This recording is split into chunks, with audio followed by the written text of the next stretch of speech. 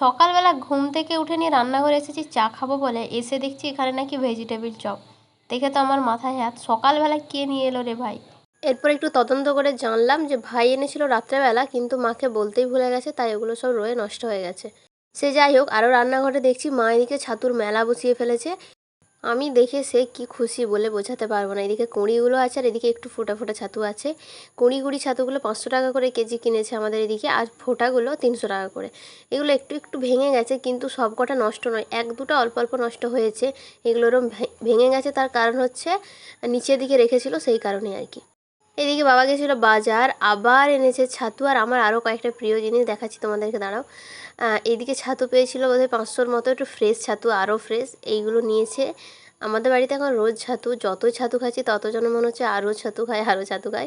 এত দাম দিয়ে নিচ্ছি, তার একটাই কারণ, আর কিছুদিন বাদে তো পাওয়া যাবে না। আর এইদিকে চলে এসেছিলো আরেকজন মস্তানি করতে।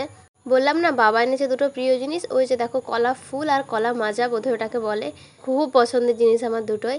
এদিকে এসেছিলো আরও একটা পার্সেল, দশমীর পরেও আমার পার্সেল আসবে।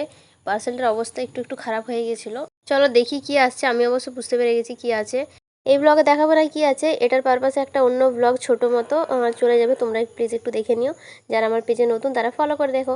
এদিকে বাড়ির অবস্থা দেখো, পুরো ভিজে হয়ে আছে, কারণ হচ্ছে আমি আর মা পুরো দুপুরটার অনেকটা সময় মিলে এগুলো সব পরিষ্কার করেছি। এতগুলো কাঁচ, বাইরের গ্রিলগুলো সব পরিষ্কার করতে করতে ওখানটার অবস্থা খারাপ। এদিকে একটা কানের রেডি করছিলাম, তারপরে একটা দুর্ঘটনা ঘটে গেছে আমার সাথে। ওই যে দুপুরে একটু কাজ করেছিলাম, তার কারণে আমার নখের ভেতর যেগুলো আছে, নোংরা ভেবো না, আমি ক্লের কাজ করছিলাম তো ক্লেগুলো লেগে আছে।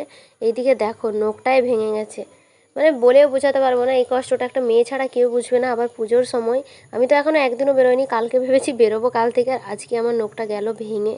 বুঝি না আমার সাথে কেন এরকম হতে থাকে, এত দিন ঠিক ছিল, আজকেই নখটা গেল ভেঙে। তার কারণ অবশ্য ওই যে আমি বললাম গ্রিল পরিষ্কার করেছি, আমার খুব পাতলা নখ, একটু কাপড় জামা কাচলেই বা জল ঘাঁটলে আমার নখগুলো ভেঙে যেতে থাকে। আমি এটারই ভয় পাচ্ছিলাম, আর এটাই হলো।